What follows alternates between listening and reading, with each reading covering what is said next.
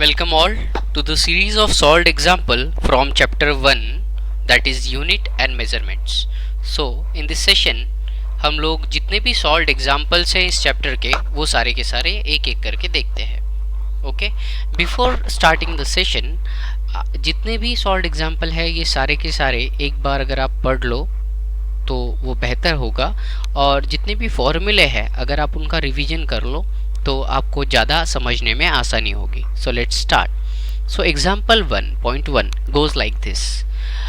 What is a solid angle subtended by the moon at any point of earth given the diameter of moon is 3474 kilometer and its distance from earth is 3.84 into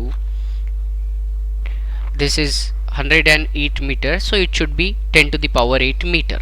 So physics के solve करने का एक तरीका है. If you know the concept, imagine the diagram and according to the diagram solve the problem. So here it is the surface of earth, and on the surface of earth here is the point. Okay, on another end you are having moon with diameter small d, which is 3474 kilometer. Okay, now what they are asking, that what is the angle subtended by the moon at this point. Distance between the earth and moon is given 3.84 into 10 to the power 8 meter. Okay, so here is a mistake. It is actually 5 meter. So let's see the solution. First of all, solid angle subtended by the moon. तो जहाँ पे radian और stay radian वाला session हुआ था वहाँ आपको दिया था that area of disk of the moon आएगा, so this area and divided by moon और earth के distance का square, and it will give you the solid angle. So area of disk will be pi r square.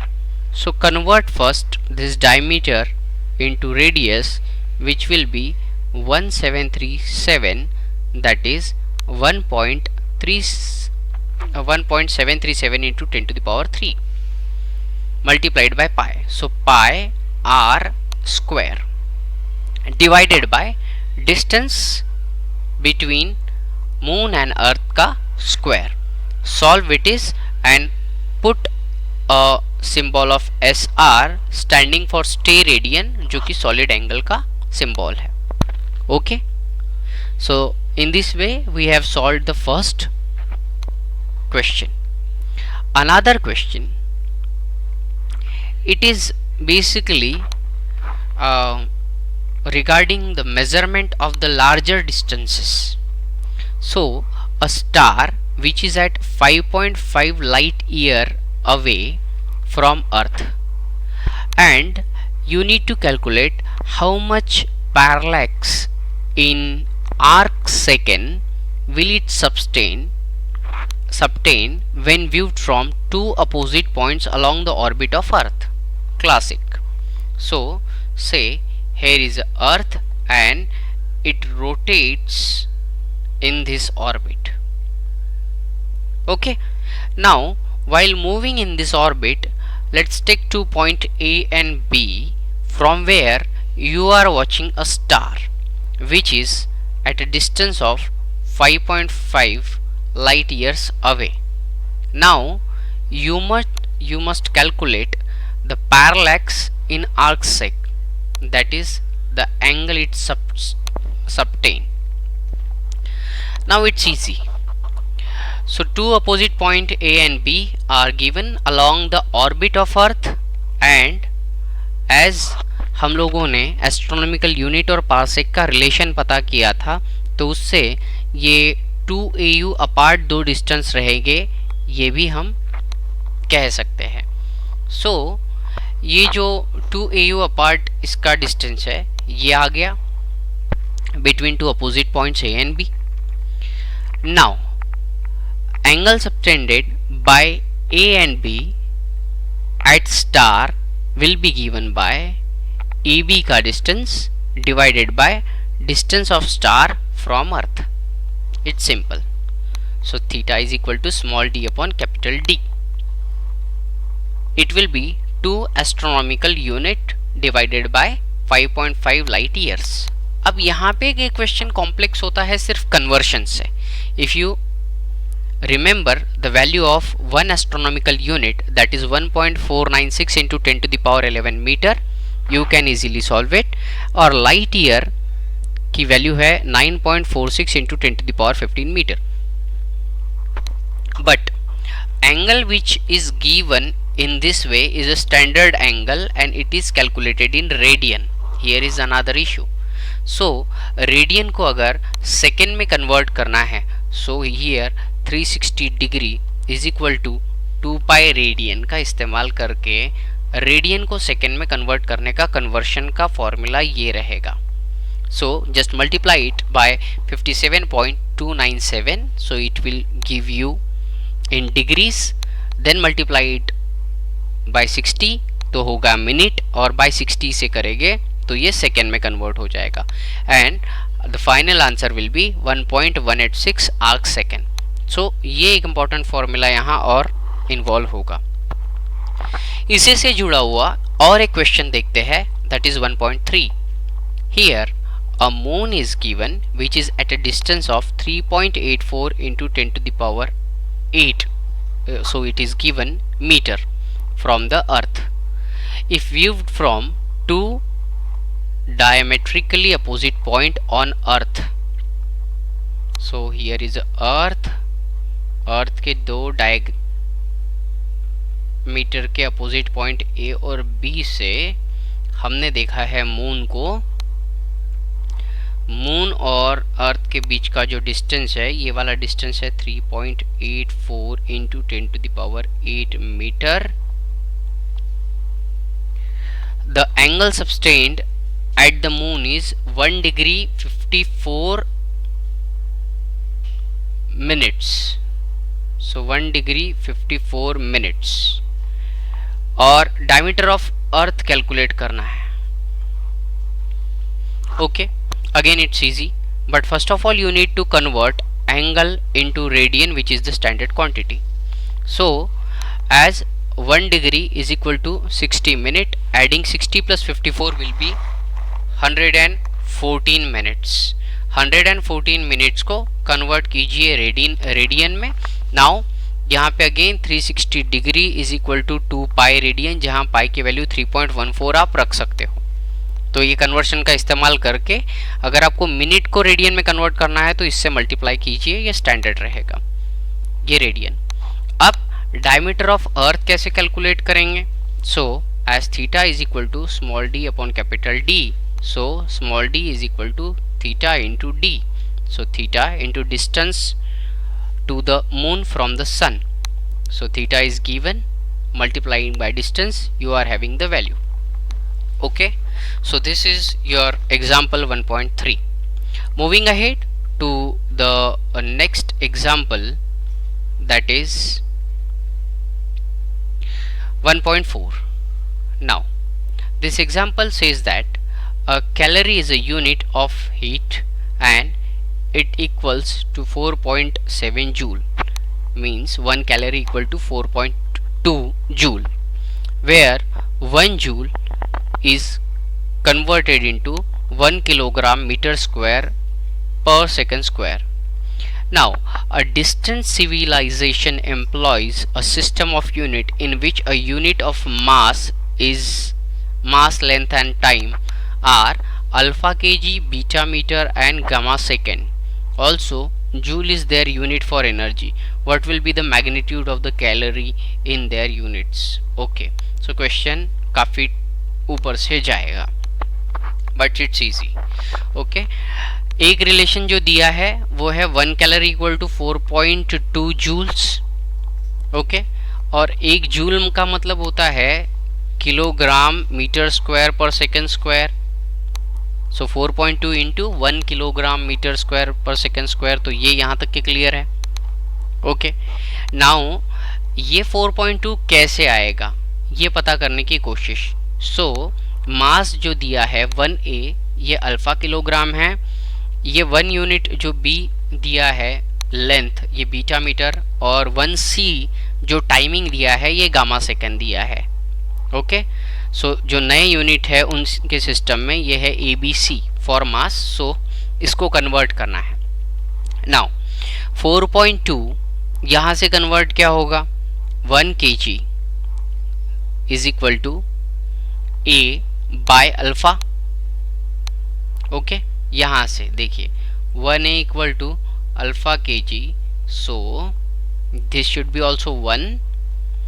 So 1a divided by alpha can be 1 kg. Simultaneously यहाँ पे beta by b by beta, c by gamma, और square कर दिया.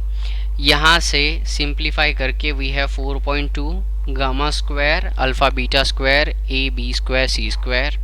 Okay, but this A B square C minus square will be joule. So उनका जो नया unit रहेगा 1 calorie का वो रहेगा 4.2 gamma square alpha beta square joule. Okay, understood. So this was a little bit complex question, but वैसे देखा जाए तो ये काफ़ी इजी है इन टर्म्स ऑफ जो डायमेंशनल एनालिसिस के अंदर हमें यूनिट को इक्वेट करने की बात कही थी वो यहाँ पे यूज हुई है. Okay, so moving on next. 1.5 says that a radius of a sphere measured repeatedly. Okay, error वाला क्वेश्चन है. सो रेडियस है स्फीयर का, ये बार बार काउंट किया और इससे हमें ये डिफरेंट वैल्यू मिली है. Determine most probable value of radius क्या हो सकती है, और mean absolute and relative and percentage errors. Okay, excellent. So here we are having R1 की वैल्यू है 5.63, R2 की वैल्यू है 5.54, R3 की वैल्यू है 5.44, R4 की वैल्यू है 5.40, R5 की value will be 5.35. Adding all this divided by 5, I will have a mean. Okay, अब mean absolute error कैसे कैलकुलेट करेंगे, तो सबसे पहले a mean minus a1 plus a mean minus a2 plus a mean minus a3 plus a mean minus a4 plus a mean minus a5. ध्यान रहे कि जो भी आंसर आएंगे ये मॉड्यूलस में रहेंगे. मॉड्यूलस मतलब ये दो लाइन जिसकी वजह से आउटपुट पॉजिटिव आता है हमेशा. इन सभी का एवरेज डिवाइड बाय 5 करने की वजह से आता है 0.0904. You can do it, pause करके देखिए और उसके बाद ही चेक कीजिए. ठीक है, अब ये जो आया है ये आ गई हमारी डेल्टा ए मीन. ओके, अब रिलेटिव एरर कैसे निकालते हैं, so delta A mean divided by A mean, और अगर मैं इसे मल्टीप्लाइड बाय 100 कर दूं तो I will have a percentage error. Okay, so this much simple. So I told you कि अगर फॉर्मूले याद है तो ये करना काफी आसान होगा. Moving on to the next question, that is example 1.6. So in an experiment to determine volume of an object, mass and density are recorded as mass दिया है 5 प्लस माइनस 0.15 kg और डेंसिटी दी है 5 plus minus 0.2 kilogram metre per cube. Okay, calculate percentage error and measurement of volume. So now in this case we must understand that density is equal to mass upon volume, और इन्होंने calculate करने के लिए कहा है measurement of volume, साथ ही साथ percentage error. So in this case volume तो कैलकुलेट हो जाएगा. वॉल्यूम होता है मास डिवाइडेड बाय डेंसिटी, और अब क्योंकि ये डिवीजन है तो मल्टीप्लिकेशन और डिवीजन की केस में जो परसेंटेज एरर इन वॉल्यूम का फॉर्मूला था वो था कि रिलेटिव क्वांटिटी की एडिशन, और क्योंकि इसे परसेंटेज में कन्वर्ट करना है इसीलिए मल्टीप्लाइड बाय 100. ओके, हमने सम और उसके बाद में subtraction, that is difference, multiplication और डिवीजन के केस में ये देखा है of errors. So change in mass ये यहाँ से है 0.15, ओरिजिनल मास है 5, और ये मीन रहेगा 0.2 divided by original value 5, and after multiplying by 100 you are having 7%. सो कहने का तात्पर्य यहाँ ये रहेगा कि जो भी मेजरमेंट ऑफ वॉल्यूम रहेगा उसमें एरर कितने परसेंट होने के चांसेस है, संभावना, अगर मास के अंदर ये परसेंटेज ऑफ एरर या ये वैल्यू ऑफ एरर इन्वॉल्व हो जाए तो 7%. Okay, moving on, next and the last question for this chapter is 1.7 example. Acceleration due to gravity is determined by using a simple pendulum of length L जिसकी value है 100 plus minus 0.1 centimeter. If its time period is 2 plus minus 0.1 second, find maximum percentage error in the measurement of G. For this specific question you must know the oscillation का time period का formula for simple pendulum. So for simple pendulum जो होता है ये जो oscillate करता है, ठीक है, from A to B, B to A, ये जो ऑसिलेट करता है इसका ए से बी तक जाना और बी से ए तक वापस आने के लिए जो टाइम लगता है इसे हम कहते हैं टाइम पीरियड. ये सिंपल पेंडुलम का टाइम पीरियड का फॉर्मूला है जो है 2 pi root of L by G. यहाँ अगेन एरर्स के पावर के टर्म्स में बात कर रहे हैं. तो अब क्योंकि रूट को हटाना है इसीलिए स्क्वायरिंग बोथ साइड करेंगे, तो टी स्क्वायर होता है 4 पाई स्क्वायर एल बाई जी, जहाँ से हमें जी की एरर पता करना है तो जी इक्वल टू होगा 4 pi square L by T square. Now this g will depend on l and t square. Okay, ये चीज यहाँ ध्यान रखनी जरूरी है. ये किस पे डिपेंड करता है, l की पावर 1 पे और t के स्क्वायर पे. 4 पाई स्क्वायर कांस्टेंट है इसीलिए ये एरर में इन्वॉल्वमेंट नहीं देगा. और अब क्योंकि यहाँ l का पावर 1 और t का स्क्वायर दिया है तो डेल्टा l की value 0.1, l 100, delta t 0.01 second और time second which is given. Now it's very easy. Percentage error for delta g by g into 100 will be given as, किस तरीके से, एक्सपोनेंशियल वाला फॉर्मूला लगेगा.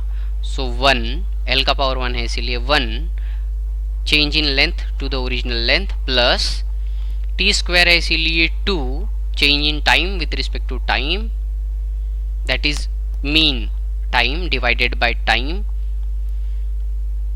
multiplied by 100. So 0.1 divided by 100 plus 2 into 0.01 divided by 2 multiplied by 100 and it will after solving give you 1.1. So percentage error जो g के अंदर arise हो सकती है due to time और length के changes की वजह से वो 1.1% हो सकती है. So I do think that you have understood all these things which are mentioned in this session. So this was exclusively session for the solved example. With help of this you can easily solve all the examples which are given in the exercise. Thank you very much.